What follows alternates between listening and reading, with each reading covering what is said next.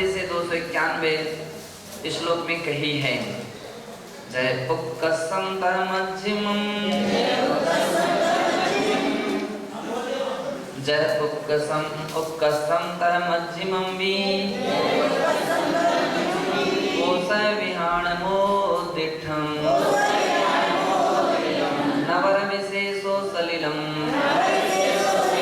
छंडिता वज्जयी शेषम।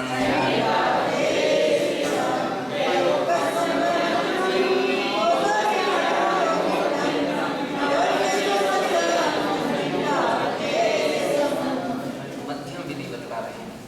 जय उपकसम जैसी उत्कृष्ट प्रोस्तोवास की विधि है, तय मध्यमम भी उसी प्रकार से मध्यम भी प्रोस्तोवास की विधि उत्तिष्ठम कही है। णवरी विशेषो मात्र विशेषता ये है सलिलम छंडित तावज्जय शेषम, पानी को छोड़ करके शेष सभी वस्तुओं का वो त्याग करता है, यानी पानी अकेला लेना एक मध्यम तरीका। उपवास के दिन पानी लेगा, बाकी तो एक दिन एक आसन कर रहा है, और जिस दिन उपवास कर रहा था उस दिन क्या करेगा, वो पानी ग्रहण करेगा। ये मंत्र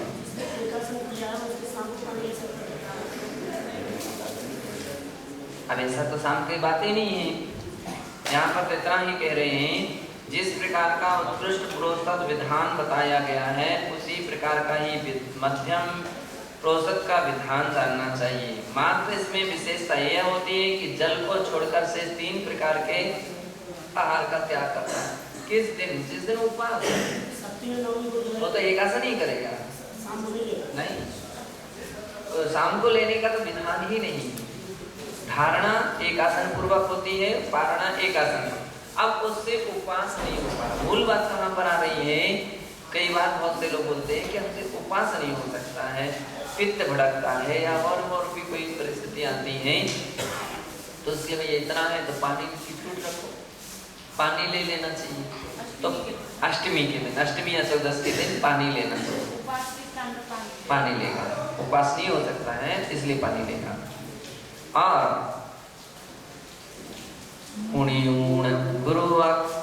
गुरुवकज्जम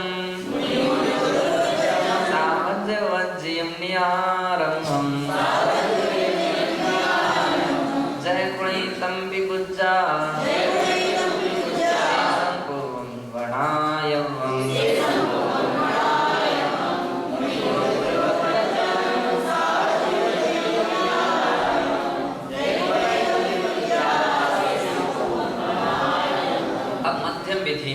मध्यम विधि में क्या कह रहे हैं कि गुरुवकज्जम यानी बड़े कार्य, मुनिऊण गुरुवकज्जम सावज्जवज्जिम जरूरी कार्य को संपन्न कर, है ना, अथवा गुरु के कार्य को करके, बड़े कार्य को करके, सावज्जवज्जिम सावज्य से रहित, और न्यारंभम अपने घरोली आदि कार्यों में आरंभ से रहित होकर के, आरंभ को यदि करना चाहे तो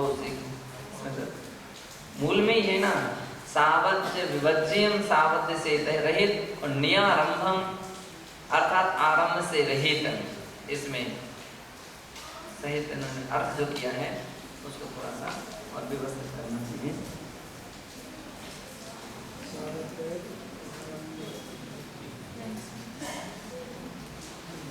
तो यहाँ पर क्या कह रहे हैं? सावत्य रहित, है ना, सावज्य विवज्यम और न्यारंभम, घर गृहस्थी के घरेलू आरंभ आदि को छोड़ करके,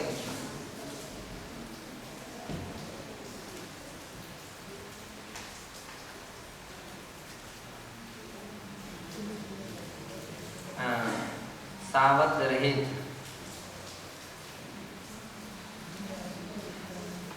आरंभ को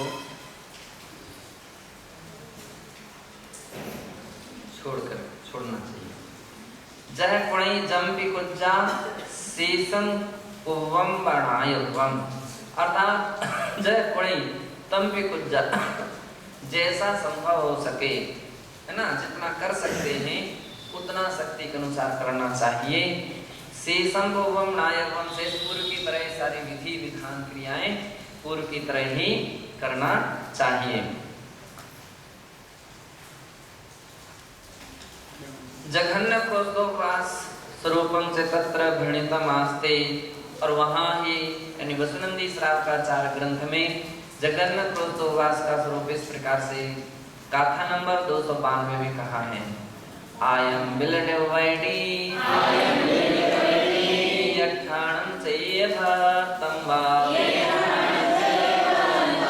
जमकीरयितमणेयवम जहर्ण्यं कोसलविहाणं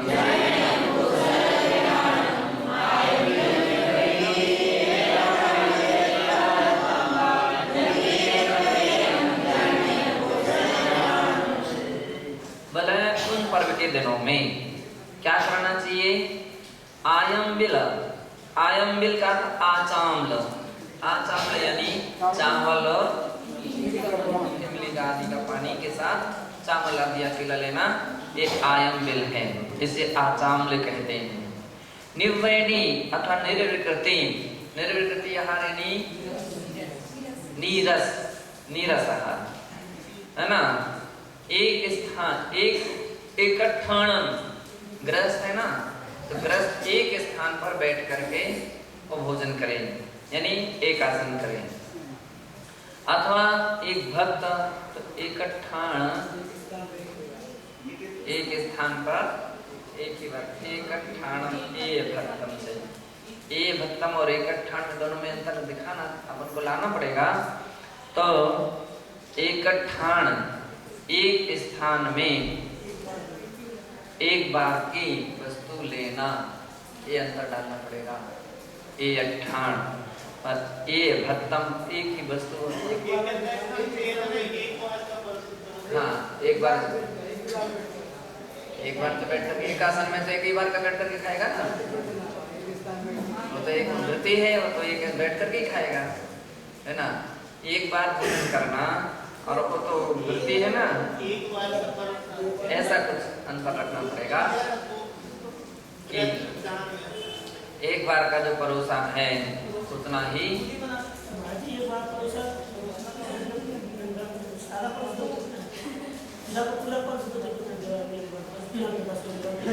हाँ तो कई बार ऐसे रहते ना, वो तो सहज थाली रहती है, वो तो गोपनीय है उसकी चर्या, थोड़ी किसी को बतलाता है। ठीक है, जितना रख दिया। परीक्षा तो उस दिन के दिन नहीं रखा गया, नहीं तो अपन को उसके लिए मना तो कर सकते हैं एक बार भरोसा, लेकिन बस इतना नहीं चाहिए। हाँ निकाल सकते हैं, वो तो उसके लिए तो मना कर सकते हैं, जबरदस्ती तो नहीं खाया जाएगा। जो संभव ना हो सके, मान लीजिए जैसे अपन को जो वस्तु त्यागी हुई है या जो अपनी भूख से अधिक है आदि आदि, उसको निकाल तो सकते हैं, मंगा नहीं सकते। छोड़ने के लिए तो एक बार का परोसा हुआ भी सामान क्यों ना हो, तो भी उसको आप उसमें से अलग करा सकते हो, है ना, उसमें से अलग करा, मंगा नहीं सकते हो। कुछ लोगों की हमने स्थिति देखी कि बहुत से लोगों ने एक बार का नियम ले लिया, एक बार अब एक बार लाओ और लाओ और रखो, ये और रखो, ये और रखो, ये और रखो, फिर हाँ पूरा भर, तब फिर वो गलत है।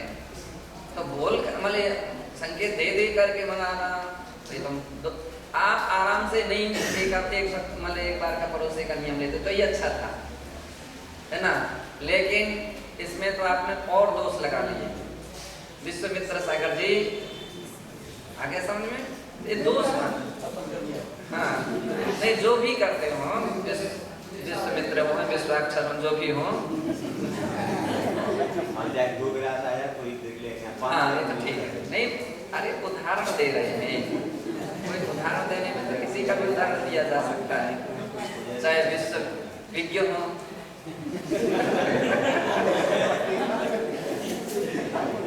उदाहरण देने में तो क्या परेशानी है, आवश्यक नहीं कि आप करते हो, लेकिन आइडिया बतला रहे हैं कि कुछ लोग ऐसे नियम ले लेते हैं, एक बार का भरोसा लेंगे, अब वो प्रचार भी कर देते हैं जो लोग तो पहले से भैया सुनो, एक बार को परोस ले, एक बार को तुम सब लोग तो दुनिया भर का मतलब नहीं आता।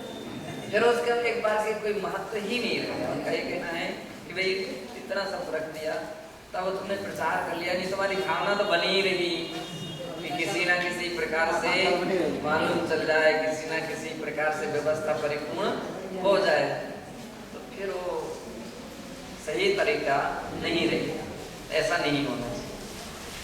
तो बतला रहे हैं कि इस प्रकार से एकठान का दूसरा एक और अर्थ ऐसा लिया जा सकता है कि पुराने समय में चुल्लक लोग वगैरह क्या करते थे, अलग अलग घरों में भी मांग करके लाते थे, तो इसलिए एक ही स्थान पर एक ही बार भोजन करना, एकठान और एक भक्त हो। तो इस प्रकार से जम कीरी तम लेयम जहर्णयम भोजन, तो इस प्रकार से उसे जघन्य प्रोस्तोपवास का विधान जानना चाहिए।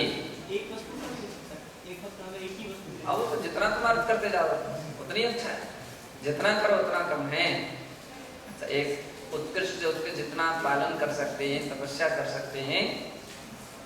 तथैव सागर धर्मामृते प्रत्यपादि, सागर धर्मामृत के 5वें अध्याय के 35वें श्लोक में और कहा है, उपवासा क्षमयी कार्योनुपवासस्तदक्षमयी आचाम्यनिकृत्यादि शक्त्या हि श्रेयसे तपः।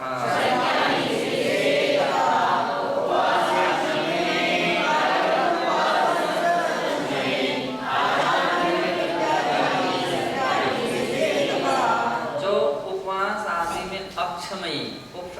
आदि में सक्षम नहीं है, उपवास नहीं कर सकता है, तो फिर उसको क्या करना, कार्यो अनुपवासस्त तदक्षम, अनुपवास करे।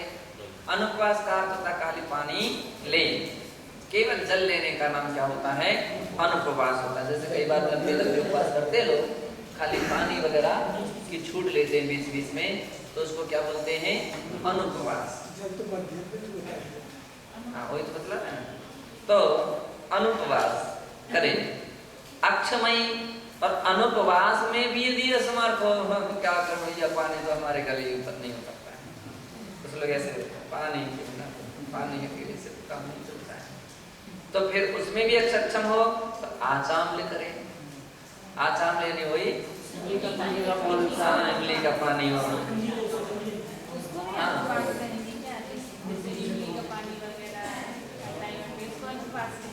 नहीं, जघन्य प्रोस्तोपवास का, जघन्य प्रोस्तोपवास का लक्षण चल रहा है। तो जघन्य प्रोस्तोपवास क्या रहेगा कि पानी लेना, जघन्य प्रोस्तोपवास है वो, अथवा आचाम्य लेना, अथवा निर्विकृति आहार लेना, यानी नीरस आहार लेना। अब कई बार ऐसे हम कई बार आज के समय में त्यागी वृत्तियों को देखते हैं कि प्रतिमाधारी हैं और क्या 11 प्रतिमाधारी, एक भी रस का त्याग नहीं करते, एक भी रस का। अब जैसे एक भी रस का त्याग नहीं करेंगे तो उसकी कहां से प्रतिमा का प्रोस्तोपवास का कोई लक्षण ही नहीं रहा ना।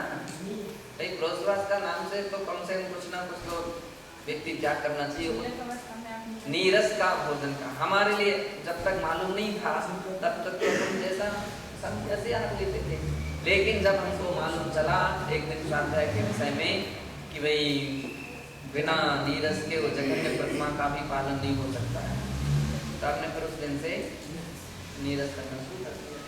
फिर तो हम नीरस भी करते थे और कई बार हम एक बार का परोसा, नीरस में भी एक बार का परोसा का भी छोटे मोटे नियम वगैरह लेते थे। तो एक बार का परोसा, एक बार क्या हुआ अमरावती में हमने नीरस का भोजन, तो ऐसी कोई अष्टमी चौदस थी तो नीरस था, अब नीरस का नियम ले गया, एक बार का परोसा। तो जिस चौकरी में गए तो उसमें से पहली बात तो ये खड़ी थी कि नीरस में कुछ नहीं रहा, क्या रहा, खाली चावल और पता नहीं या सब्जी चावल, जो कुछ भी ध्यान नहीं मुझको, तो ऐसे एक ही दो वस्तु ही रह गई। तो अपन ने कहा ठीक है, हमने सोचा चलो अपन इस चीज से ही कम चलाएंगे। अब चावल तो कितना दिखाया, थाली में तो ज्यादा थोड़ी रखे, जितना थोड़ा सा रखे उसमें रखा था। तो वो चावल था और जो भी सामान था वो सब्जी वगैरह, अब लेकिन ठीक था, पानी एक जग रखा था,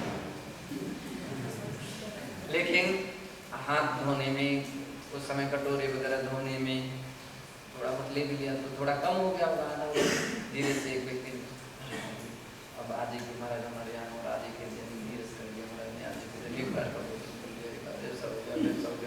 अब कुछ नहीं खा पाएंगे, कुछ नहीं पी पाएंगे। उसने धीरे से आकर के जग में और पानी मिला दिया, वो भी गया।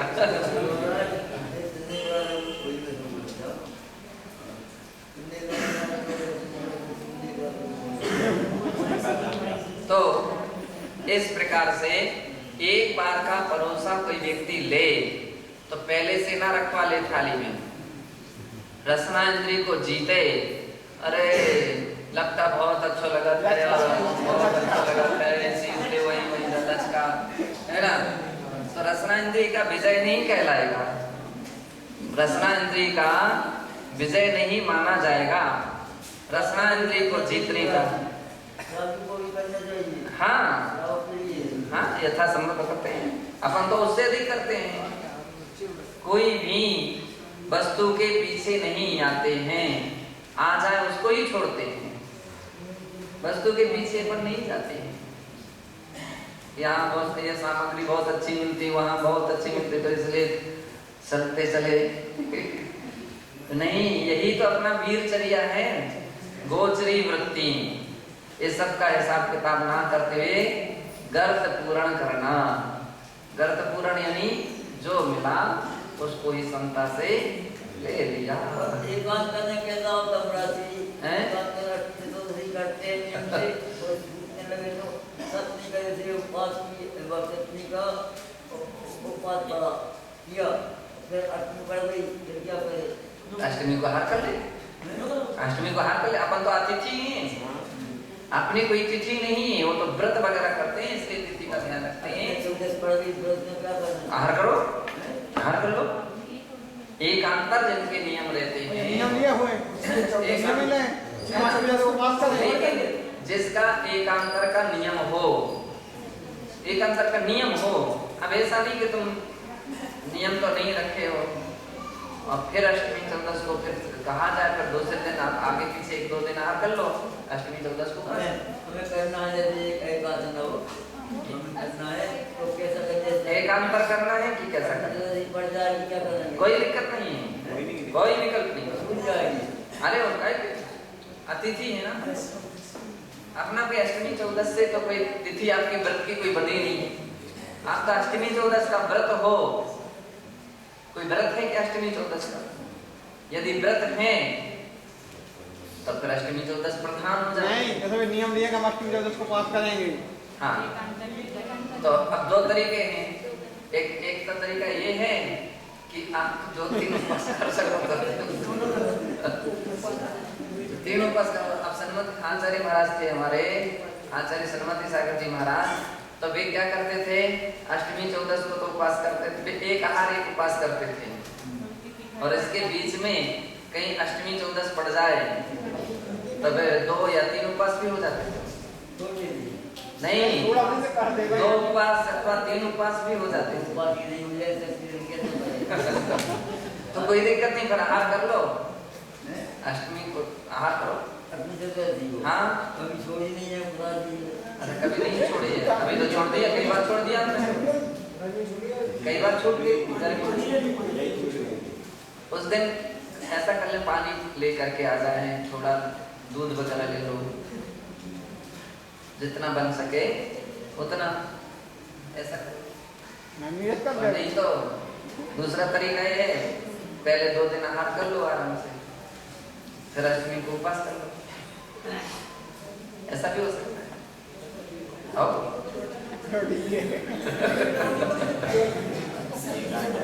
शक्ति के अनुसार। इसलिए कह रहे हैं कि शक्त्या ही श्रेयसे तथा, शक्ति के अनुसार करना ही श्रेष्ठ तप है। प्रोस्तोपास प्रतिमाम अपि उत्तम मध्यम जघन्य भेदेन त्रिविधा भवति इतना लिखा है। प्रोस्तोपास प्रतिमा भी उत्तम मध्यम जघन्य के भेद से तीन प्रकार की होती है। उत्तम प्रोस्तोपास स्वरूपम पूर्वोक्तम, उत्तम प्रोस्तोपास का स्वरूप पहले का वैसा है। मध्यम से बिना प्रोसधीन एक उपवास स्वरूपम, और मध्यम स्वरूप क्या है कि खाली एक उपवास कर लेना बस, अष्टमी सप्तमी और नवमी को दोनों टाइम भोजन करो, खाली अष्टमी को और जगन मध्यम भेद है ना गृहस्थ के लिए। हाँ, और जघन्यम से 3 दिनत्रय अखंड एक आसनम, और जघन्य क्या है तीनों दिन उसको उपास करना जरूरी रहेगा कि वो 2 टाइम खाएगा। हाँ, उपास करना अनिवार्य है। तो तीनों दिन एक आसन। पर्वदिनेषु च निर्विकृति आहार स्वरूपम इति विज्ञेयम त्रिगुरूपदेशा, पर्वत के दिनों में है ना। अब मान लीजिए अष्टमी को भी एक आसन, सप्तमी को भी एक आसन और नवमी को, लेकिन अष्टमी को फिर निर्विकृति भोजन करे और नीरस करे, ये जघन्य है। तो 3 दिन का अपन लिया तो 14 को करना है, तो 13 को एक आसन, पूर्णिमा या अमावस्या को एक आसन और 14 को नीरस, ये जघन्य। तो निर्विकृति आहार स्वरूपमिति विज्ञेयम ध्रुवोपदेशा, ऐसा गुरु का उपदेश है। प्रोस्तोपवास शील व्रतम अपि सामयिक शील व्रतम इव शांतिचारम भवति। अब प्रोस्तोपवास शील व्रत, तो प्रोस्तोपवास 2 प्रकार के हैं, एक प्रोस्तोपवास शील व्रत यानी और दूसरा प्रोस्तोपवास प्रतिमा। उन दोनों को भी सामयिक व्रत और सामयिक प्रतिमा की तरह जानना चाहिए। प्रोस्तोपवास व्रत जो है वो अतिचार सहित है, लेकिन प्रोस्तोपवास प्रतिमा जो है वो अतिचार रहित है। यह दोनों में अंतर है। प्रोस्तोपवास प्रतिमायां तु नृतिचारमिति तत्रांतरं विज्ञेयम, प्रोस्तोपवास प्रतिमा तो नृतिचार होती है। यह इस प्रकार से प्रोस्तोपवास व्रत और प्रतिमा में अंतर जानना चाहिए। शेष विषय को